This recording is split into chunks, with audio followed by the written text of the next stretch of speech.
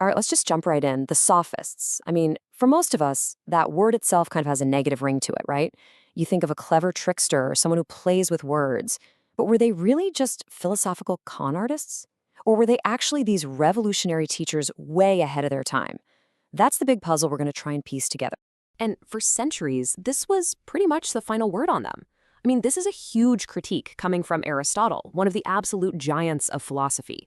It basically helped lock in their reputation as nothing more than intellectual frauds. It's a really powerful takedown, and man, it has echoed through history.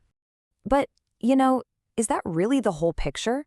Is it possible the Sophists just got a bad rap from their rivals? I think to really get a handle on who they were, we need to look past that label and dig into the world that made them. Okay, so let's start right there with that bad reputation. Where did this whole idea of the sophist as a master of deception even come from? Well, it turns out that history is usually written by the winners, right? And the sophist biggest critics, guys like Plato, saw them as a major threat. He basically branded them as word players, people who sold fake wisdom for cash. And believe me, that insult stuck for a really, really long time. Now, to really get the sophists, you have to understand their stage. 5th century BC, Athens.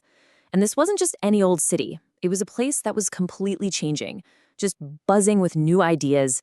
So before the sophists showed up, philosophers were pretty much obsessed with the natural world. The stars, the elements, the cosmos. What's the world made of? But then the sophists came along and caused this massive shift. It's like they turned the philosophical camera away from the universe and pointed it right back at us, asking this brand new, super urgent question: how are we as people supposed to live together? And why was that question suddenly so urgent? One word: democracy. Yeah, for the very first time, ordinary citizens actually had a voice. You could propose laws, you could argue in the assembly, you could literally shape the future of your city. But to do any of that, you needed skills. You had to know how to command a room, build a solid argument, and ultimately win people over. And this is exactly where the sophists came in. They saw this new demand and, well, they created a product to meet it.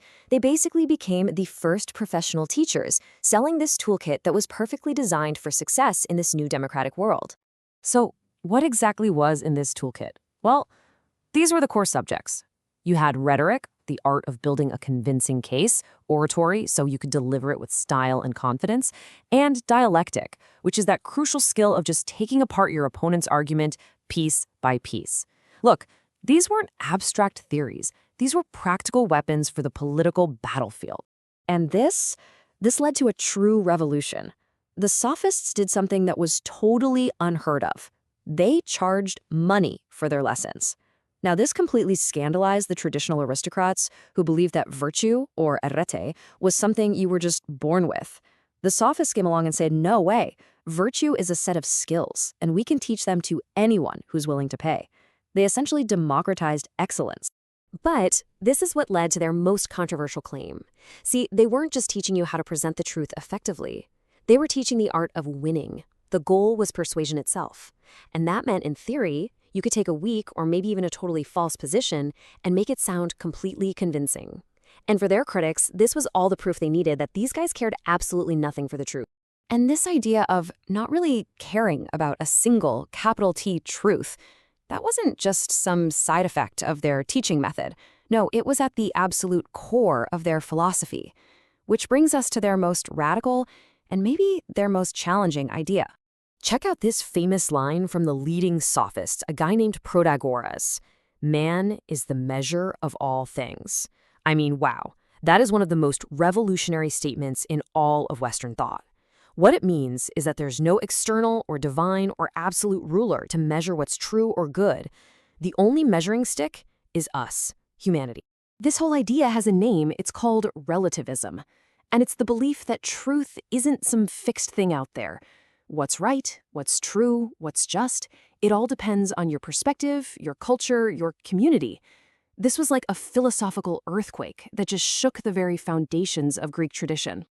Okay, so what does that actually look like in practice? Let's use a pretty stark example, one the sophists themselves might have used. For the Greeks, eating your dead parents, that's barbaric cannibalism. End of story. But for an ancient people called the Massagetae, it was the highest act of respect to literally carry your parents within you. So who's right? A sophist would say neither of them. Morality is just culturally defined. But it's important to remember the sophists weren't all the same. They weren't a monolith. So while you had Protagoras, the relativist, arguing that there are many truths depending on who's looking, you also had thinkers like Gorgias, and he took it a huge step further into this really radical skepticism. He basically argued, hey, maybe there's no truth at all that we can ever really get our hands on. Gorgias really pushed the envelope with this. He laid out this devastating three-part argument. He essentially concluded that we're trapped. Think about it. Even if some true reality exists out there, our minds can't grasp it. And even if our minds could grasp it, our words are just too clumsy and subjective to ever truly share that understanding with another person. It's a vision of deep, profound human isolation. Now, you might be sitting there thinking, okay, this is all fascinating ancient history, but so what? But the thing is, the legacy of the sophists, their techniques, their questions, they are everywhere in our modern world. Just think about political consultants and spin doctors. Their entire job is to craft messages designed to win votes, often framing the facts in whatever way is most persuasive. Or what about advertising campaigns? They use the power of language and imagery to convince us that we absolutely need a certain product to be happy or cool or successful.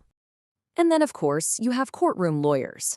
I mean, their entire profession is built on constructing the most persuasive story possible to convince a judge or jury, making their client's argument, whether it's weaker or stronger, the one that wins. So look, while it's really easy to just write them off as a bunch of tricksters, their legacy is actually pretty profound. They shifted philosophy's focus to human beings. They argued that virtue could be taught, not just inherited. They championed the power of education. And they questioned absolute truths and dogmas. They didn't just teach persuasion. They fundamentally reshaped the way the West thinks. Which leaves us right back where we started, with their central question, which is arguably more relevant today than it ever was. In our own world, a world just saturated with ads and social media and political rhetoric all screaming for our attention, for our belief, how do we navigate it all? When everybody has a story to sell, how do we find what's real? How do we find what's true? That's the challenge the sophists left for us, and it's one we're still wrestling with today. If a question made you stop and think, take one more second. Philosophy doesn't give easy answers, it teaches you how to ask better questions. Like the video if you enjoy thinking. Follow Philosophy LM and keep searching together.